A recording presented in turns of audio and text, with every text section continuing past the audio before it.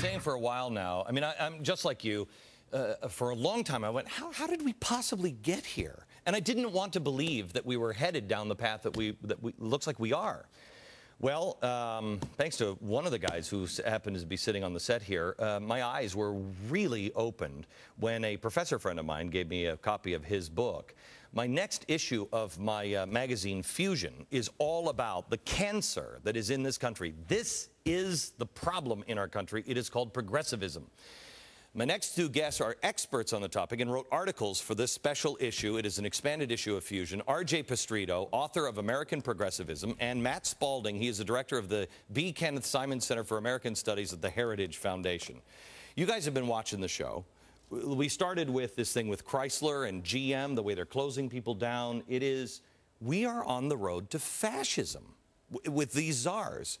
Is this? The czar thing is absolutely amazing. This is what they did in the 30s in Italy. But the thing with all these things are going on right now, cars taking over banks, health care, national service, you name it. What makes this all fit together? What's the pattern here? We see the pattern. It's progressivism. It was laid out in book form, in writings, in speeches in the 1910s, the 1920s. Barack Obama is a disciple of that understanding of things. He's audacious enough to think he can actually bring it off. He's doing it in a very radical way. You know, I read, RJ, I think it was in your book, may have been in your book. I was reading about Woodrow Wilson, and he was fascinated by Philip Drew, Administrator, this novel, and it's a horrible novel and everything else. He read it a couple of times during his administration. He set up administrators. They're czars. He becomes a dictator, a benevolent dictator. He puts these people that don't answer to Congress or anything because Congress is too corrupt.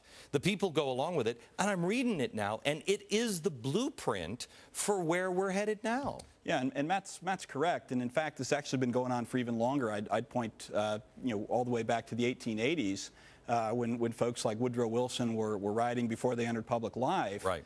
The progressives knew that their vision of government could not proceed on the basis of the original model of the separation of powers, as you were pointing out in the first segment of your show tonight.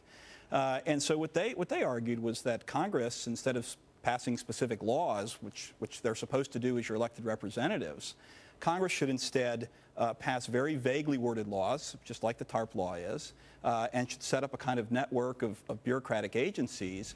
And they thought that these agencies would have the expertise very much along the lines of the czar system that we have under the Obama administration. I thought they'd have the expertise to handle this vast increase in regulation of our economy and society. Got to go. Back in just a second. America, you want to understand the news and the future of America, you have to understand early 20th century progressivism. R.J. Pistrito, author of American Progressivism, and Matt Spalding, he is the director of the B. Kenneth Simon Center for American Studies at the Heritage Foundation, continues our conversation. We'll have to have you guys back because we're running so late. But Obama said something in his inauguration speech that I thought was so telling, and that was, we're going to remake. That's right. Not rebuild, remake America. And we've just begun, I might add. Right. What he means by that, we have to understand, is very large.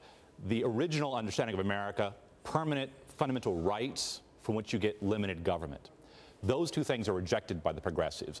All things change. There's no permanent truth. You get the modern administrative state, and it goes crazy and takes off. He wants to completely remake all of politics and society. It's not just politics, not just the courts. It's everything, from a decentralized America to a heavily centralized national government. How much time do I have, Aaron? Do I have 15 seconds. 15 seconds.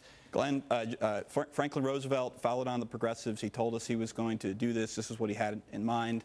Your viewers might want to see the 1944 State of the Union message, where Roosevelt talks about a new Bill of Rights, and that's what's going to replace the old Bill of Rights, the kind of rights that Matt was referring to. It just gave me another minute or so. Do we have? So right. I know. I'll have you guys back on tomorrow because this is.